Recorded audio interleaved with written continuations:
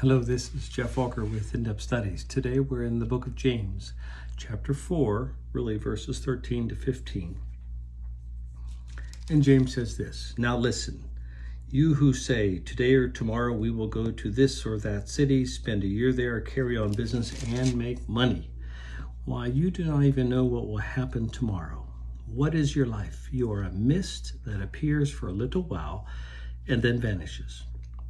Instead, you ought to say, if it is the Lord's will, we will live and do this or that."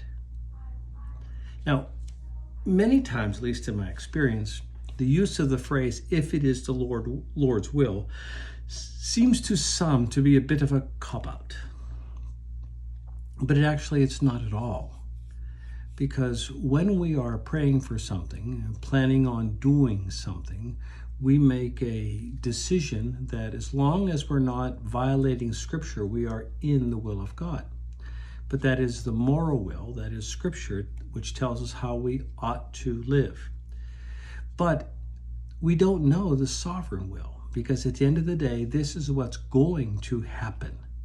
So we are responsible to make a wise decision, that is a decision that doesn't violate Scripture. And then if it's something we're asking for where the Bible doesn't necessarily promise, example, if I want to go overseas to teach other believers, well, that seems like a good thing to do, but I don't know if that's really God's plan. So I pray, I ask him to work out the details that I'd be able to do this. But then at the end, I need to submit to the unfolding of the sovereign will. That is, whether I verbally acknowledge it or just in my head, I have to acknowledge, if it is the Lord's will, I will do this. So we make our plans, but then we submit in advance to the unfolding of the sovereign will. That's what we do. Thanks so much. Check out more of Geoff's thoughts on YouTube, and there you can subscribe. Bye-bye.